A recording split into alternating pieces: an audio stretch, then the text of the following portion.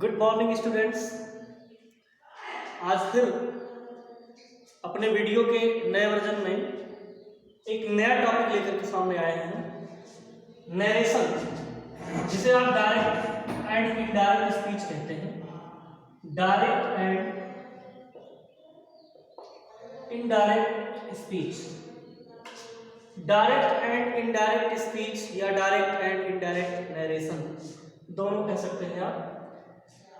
ये टॉपिक सभी परीक्षाओं के लिए महत्वपूर्ण है, खास करके 9th से लेकर के 9th, 10th, 11th, 12 इन 4 क्लास के लिए एक सबसे महत्वपूर्ण टॉपिक है डायरेक्ट एंड इनडायरेक्ट नरेशन। बच्चे इसको 9th से लेकर के 10th तक पढ़ते हैं, लेकिन कुछ कॉन्सेप्ट इसके हमेशा अछूते रह जाते हैं जो हरदम क्लियर नहीं होते। तो आज हम प्रयास करेंगे कि वो सारी चीज़ें जो छोटी से छोटी चीज़ें हैं, जहां आपको समस्याएं होती हैं, उन चीज़ों को दूर करते हुए इस वीडियो के माध्यम से आपको हम वहां पहुंचाएंगे और हम इसे अच्छे से सिखाने का प्रयास करेंगे। आप इस वीडियो को पूरा ध्यान से देखिएगा। डायरेक्ट एंड इनडायरेक्ट नरेशन ये सभी क्लास के बच्चे पढ़ सकते हैं, और खास करके जो एसएससी, सीजीएल इन सब की तैयारी कर रहे हैं बच्चे, कंपटीशन एग्जाम, उनमें भी आप ये बहुत पूछा जाता है। वो लोग भी अगर चाहें तो आप इसे पढ़ सकते हैं और इसका भरपूर लाभ ले सकते हैं। आइए टॉपिक पर चलते हैं। नरेशन नरेट शब्द से बना हुआ है। नरेशन नरेट से बना है। नरेट का मतलब होता है टू से या टू स्टेट, टू से या टू स्टेट, यानी कहना या किसी स्थिति को डिस्क्राइब करना, वर्णित करना, किसी कथन को कहना। आप जानते हैं कि इस टॉपिक को शुरू करने से पहले आपको बताएं कि आपने प्रोनाउन के बारे में या नाउन के बारे में पढ़ रखा होगा। प्रोनाउन जो कि पर्सनल प्रोनाउन है, पर्सनल प्रोनाउन में पर्सन होते हैं। पर्सनल प्रोनाउन को टोटल 3 पर्सन में बांटा गया है। इसके चार्ट हम इसी वीडियो में संभवतः आगे बना देंगे। आवश्यकता पड़ी तो आप इसे नोट कर लें, आपकी बुक्स में भी मिलते हैं। फर्स्ट पर्सन, सेकंड पर्सन और थर्ड पर्सन। पर्सनल प्रोनाउन को 3 पर्सन में डिवाइड किया गया है। First person, second person, third person. First person I और वी होते हैं, सेकंड पर्सन यू होता है, third person he, she, it और दे होते हैं। तो जो फर्स्ट पर्सन होता है वो सदैव स्पीकर होता है, कहने का काम करता है। सेकंड पर्सन लिसनर होता है, श्रोता होता है, वो सुनता है। और दोनों मिलकर के जो बातें करते हैं वो किसी थर्ड पर्सन की करते हैं। तो इस तरीके से तीनों पर्सन का इंटरेक्शन आपस में होता रहता है, बातचीत होती रहती है। तो कभी भी आप देखते होंगे किसी 2 व्यक्तियों के माध्यम से बात होती है, उस बात को उसमें से कोई एक लिसनर किसी और से कह रहा होता है। तो ये जरूरी नहीं कि जिस तरीके से बात हुई हो बिल्कुल वैसे ही कहे। वो अपने ढंग से कुछ शब्दों को बढ़ाकर, कुछ शब्दों को घटाकर उसमें इंटरेस्ट पैदा करके कहने की कोशिश करता है ताकि उसकी बात का इफेक्ट पड़े।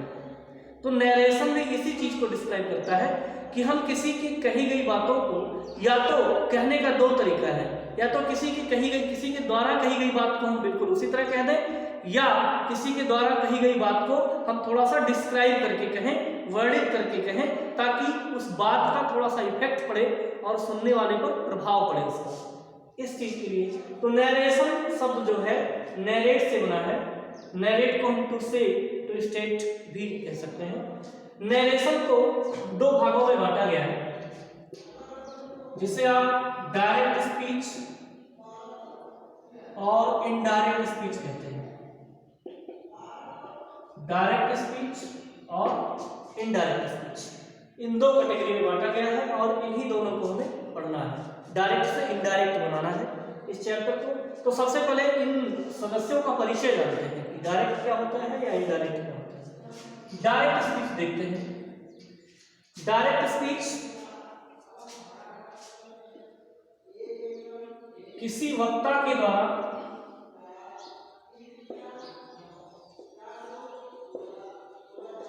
कहे गए कथन को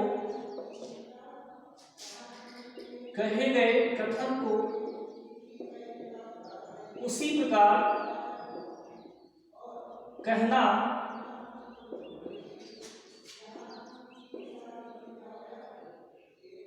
जिस प्रकार से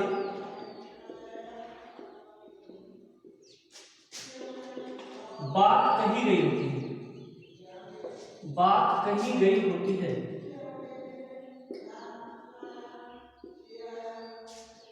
यानी कि किसी वक्ता के द्वारा कहे गए कथन को उसी प्रकार से कहना जिस प्रकार से बात कही गई होती है, अर्थात एग्जैक्ट वैसे ही कहना, उसमें ना कुछ घटाना ना कुछ बढ़ाना। When any speaker announce any statement and the third person या second person who describe this statement same as the spoken is speaking is called direct speech। यानी उसी प्रकार से जिस प्रकार से कोई वक्ता कथन को कहता है सेम उसी तरीके से कह देना, ये डायरेक्ट स्पीच कहलाता है। डायरेक्ट स्पीच के एग्जांपल देखते हैं। और दूसरी बात यह है कि डायरेक्ट स्पीच को इन्वर्टेड कामा में रखते हैं। डायरेक्ट स्पीच को सदैव इन्वर्टेड कामा में रखते हैं। ये ध्यान देने योग्य बात है कि डायरेक्ट स्पीच, क्योंकि कथन बिल्कुल एग्जैक्ट वैसे ही होता है जैसा कहा गया होता है, इसलिए वो महत्वपूर्ण होता है। उस महत्वपूर्ण कथन को दिखाने के लिए हम किसका प्रयोग करते हैं? इन्वर्टेड कामा का। तो डायरेक्ट स्पीच सदैव इन्वर्टेड कामा में होता है। आइए एक एग्जांपल के माध्यम से समझते हैं। जैसे कहा गया, Ram said to me, Ram said to me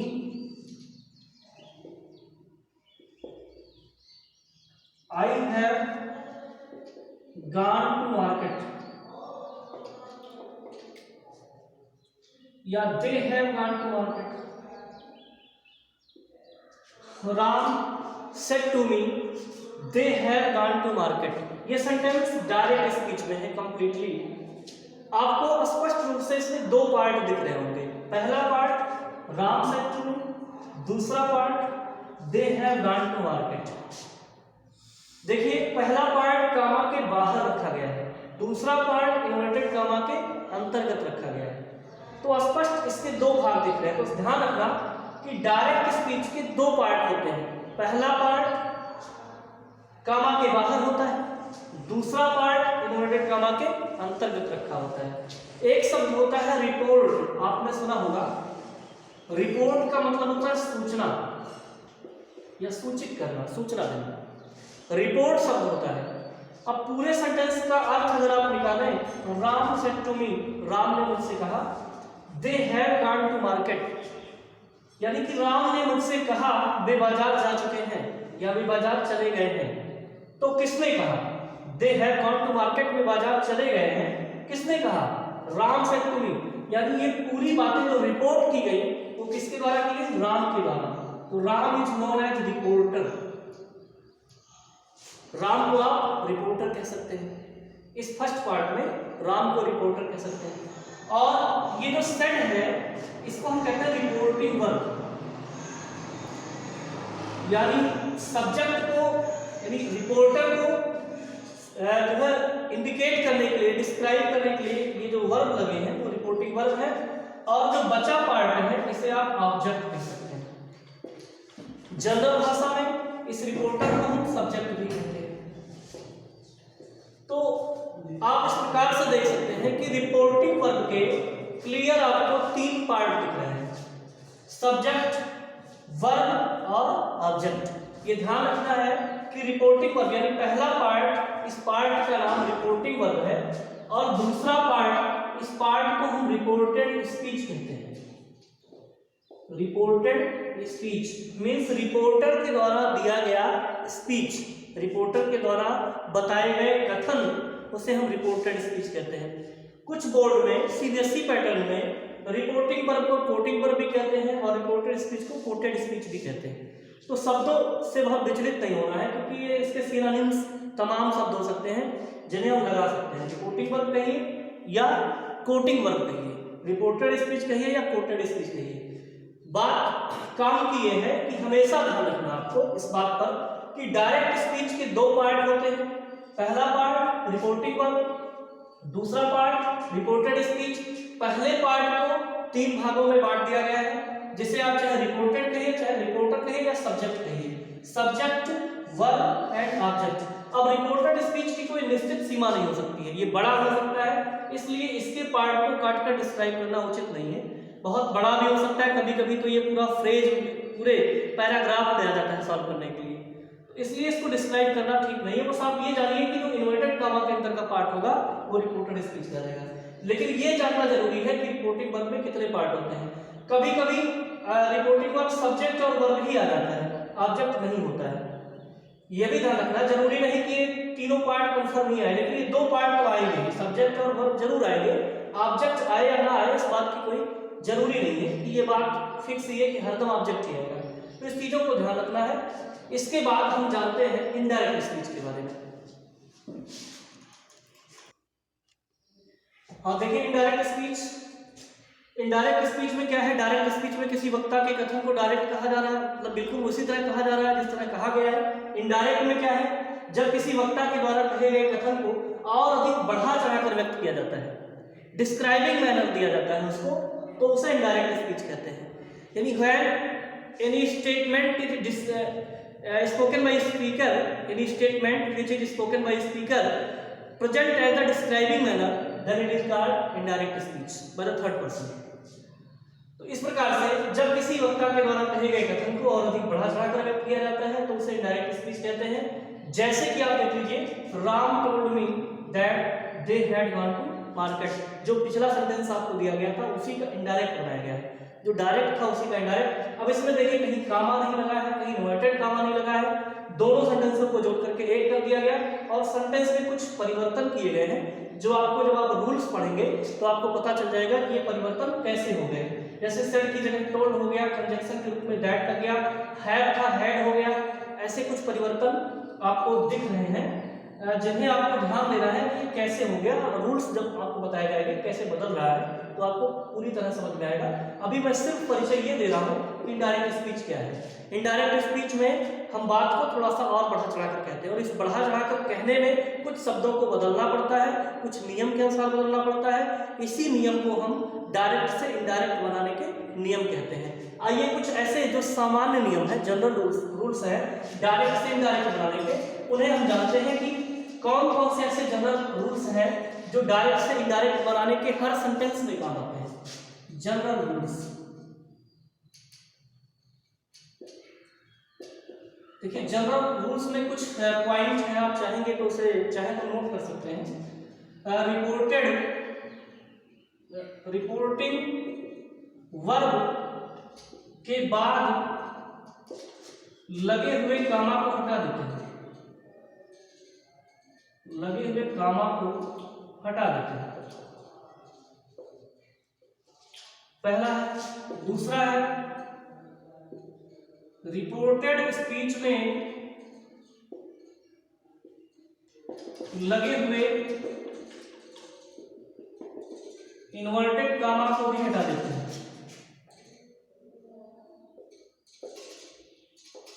inverted comma को भी हटा देते हैं। तीसरा है, दोनों सेंटेंस को जोड़ने के लिए, दोनों सेंटेंस को जोड़ने के लिए उचित कंजक्शन का प्रयोग करते हैं, उचित कंजक्शन का प्रयोग करते हैं, उचित कंजक्शन का प्रयोग करते हैं। चौथा नियम है, रिपोर्टेड स्पीच का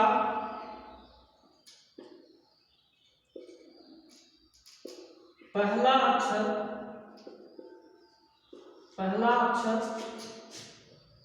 स्मॉल लेटर में कर दिया जाता है, स्मॉल लेटर में कर दिया जाता है। रिपोर्टेड स्पीच का पहला अक्षर स्मॉल लेटर में कर दिया जाता है। किसी भी सेंटेंस के अंत में, किसी भी इनडायरेक्ट स्पीच के सेंटेंस के अंत में, सेंटेंस के अंत में फुल स्टॉप लगाते हैं, फुल स्टॉप लगाते हैं। ये 5 आपके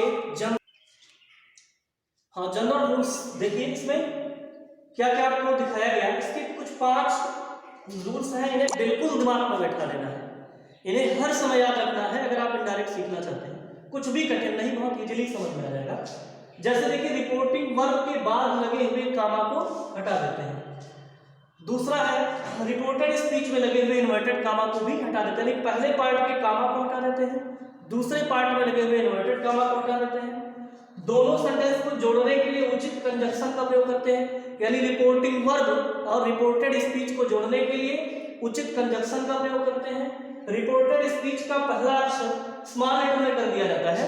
ये ध्यान रहे कि जब रिपोर्टेड यानी कि अभी तक दो सेंटेंस हैं और दोनों सेंटेंस का पहला अक्षर कैपिटल लेटर से शुरू होता है, लेकिन जब दोनों सेंटेंस को जोड़ करके हम एक कर रहे हैं तो अब एक सेंटेंस हो गया।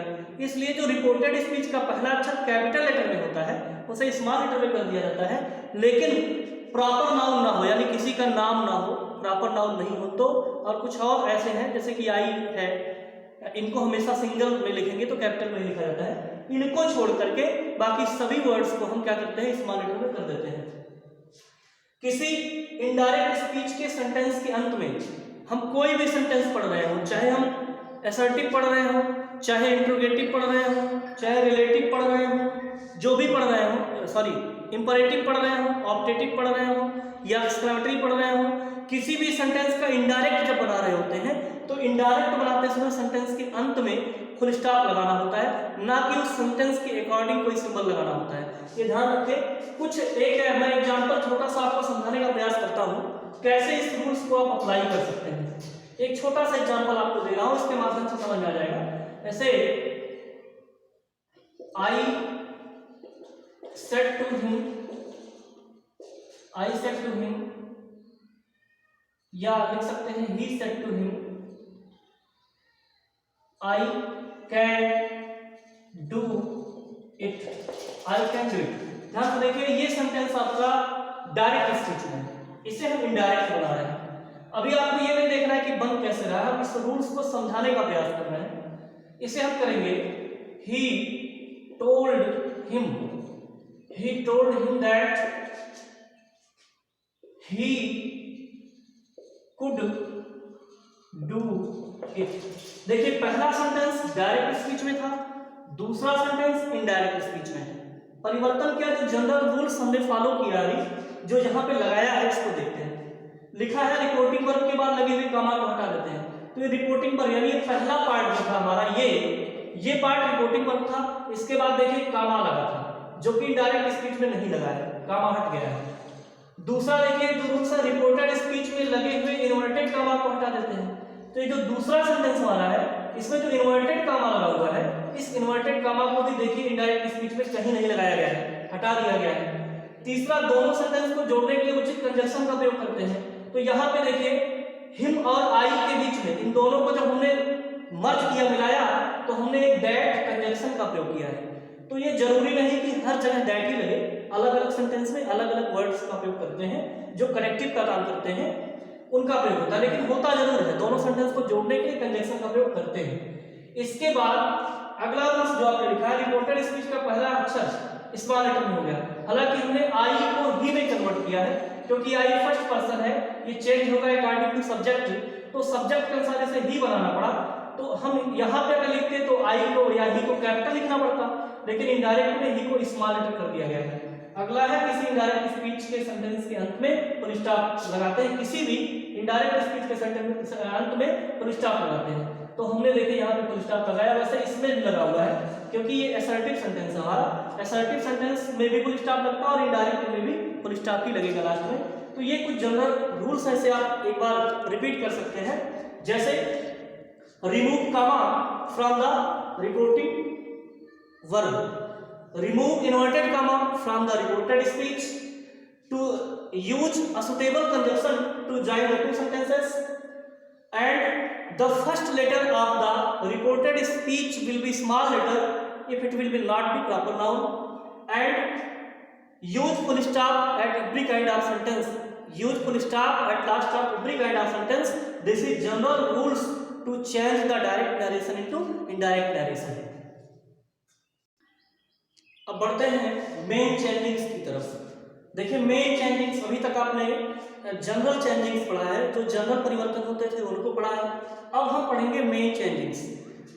डायरेक्ट से इनडायरेक्ट बनाते समय हमें किस टॉपिक के अंतर्गत पढ़ना है, किस टॉपिक को कंप्लीट करना है, जिससे हमारा इनडायरेक्ट नरेशन बन पाए, उसमें कुछ प्रमुख टॉपिक है जिसे पढ़ना है चेंजिंग इन प्रोनाउन, प्रोनाउन बदलना। तो प्रोनाउन में जो पढ़ेंगे हम पर्सनल प्रोनाउन पढ़ेंगे। पर्सनल प्रोनाउन का कुछ पार्ट है, उसी को हम जानेंगे, उसी को सीख करके हम इसके पहले रूल्स को कंप्लीट कर सकते हैं। दूसरा हम पढ़ेंगे चेंजिंग इन टेंसेस, टेंस में कैसे परिवर्तन करें, इसे पढ़ेंगे। तीसरा पढ़ेंगे चेंजिंग इन सेंटेंसेस, यानी कुछ अलग अलग सेंटेंस है, assertive, interrogative, imperative, optative, exclamatory, सभी सेंटेंसों को बदलने के अलग अलग रूल्स हैं, वो सब पढ़ेंगे। फिर change in near about words, यानी कि निकटता सूचक शब्दों को कैसे बदलेंगे हम, जैसे दैट का, दिस का दैट, दीज का दोज, इन सब शब्दों को बदलेंगे कैसे। इसके लिए केवल इस लास्ट वाले रूल्स को आप आसानी से समझ जाएंगे धीरे धीरे करके, इन्हीं के प्रोसेस में बता दिया जाएगा। लेकिन इन तीनों को आपको बड़ी डीपली पढ़ना पड़ेगा। डीपली से पढ़ने के लिए एक बार रिफ्रेश माइंड की जरूरत होती है। हमें उम्मीद है कि इस वीडियो से आप जो है कुछ नरेशन का परिचय, डायरेक्ट इनडायरेक्ट स्पीच का परिचय देखा आपने, इसके जो जनरल परिवर्तन है उन्हें देखा आपने, फिर मेन चेंजेस के अंतर्गत किन किन हेडिंग्स को हमें पढ़ना है उन्हें देखा। अब मैं आपको सलाह दूंगा कि आप चेंजिंग इन प्रोनाउन पढ़ने के लिए आपकी बुक्स में प्रोनाउन का एक चार्ट बना होगा इस तरीके से, जिसमें फर्स्ट पर्सन प्रोनाउन आई और we, second person pronoun you, और third person pronoun he, she, it और दे, इस प्रकार का एक चार्ट होगा। और इनके केस दिए होंगे, subjective case, objective case, possessive case. मैं डीपली नहीं बता रहा हूं आपको क्योंकि आपकी बुक में दिया होगा। उम्मीद है कि आप इसे देख लेंगे, इसे देखेंगे और इसे तैयार करेंगे। अगर इस चैप्टर को आप अच्छे से सीखना चाहते हैं तो इसे पढ़ना सबसे महत्वपूर्ण है, तब जाकर के आप प्रोनाउन सीख पाएंगे। जैसे आई, मी, माई या mine, we, us, our, ours, you, yours, he, him, his, she, her, it, its, they, them, their या देयर्स, इन सबको हम इस चार्ट को आपको तैयार करना है। इसके अलावा आपको टेंस पर अच्छे से कमांड होना चाहिए, टेंस की पहचान और उसकी हेल्पिंग वर्ब बढ़िया से आनी चाहिए। अगर आपको थोड़ा बहुत डाउट है, आपने नहीं क्लियर किया है, तो आप टेंस को निश्चित रूप से क्लियर करें, देख लें। तब तक के लिए हम इस वीडियो को यहीं पर समाप्त करते हैं और अगले वीडियो में फिर आपको इसके आगे के टॉपिक को लेकर के हम समझाएंगे, आगे के टॉपिक को लेकर के आपको बताएंगे कि किस प्रकार से चेंजिंग इन प्रोनाउन होगा, किस प्रकार से टेंस बदलेगा, किस प्रकार से सेंटेंस बदलेगा। तब तक के लिए धन्यवाद। हाँ, टेंस के, हाँ एक बात और कि टेंस के वीडियोज चैनल पर जा चुके हैं। चैनल पर टेंस के बहुत अच्छे अच्छे वीडियोज, ट्रिकी वीडियोज भी हैं जिन्हें आप देख करके अच्छे से टेंस सीख भी सकते हैं। अगर किसी विद्यार्थी को लगता है कि मुझे टेंस की आवश्यकता है अभी, तो टेंस के वीडियो ऑलरेडी जा चुके हैं, तो आप उस टेंस की वीडियो को वहां से देख करके सीख सकते हैं। ज्यादा मेहनत नहीं करनी है, 2-3 वीडियो आप देखेंगे आपका टेंस पूरी तरह क्लियर हो जाएगा। उसके बाद आप इस टॉपिक को देख सकते हैं, इस टॉपिक से आपको लाभ मिलेगा। स्वस्थ रहें, व्यस्त रहें, मस्त रहें। धन्यवाद। Have a nice day.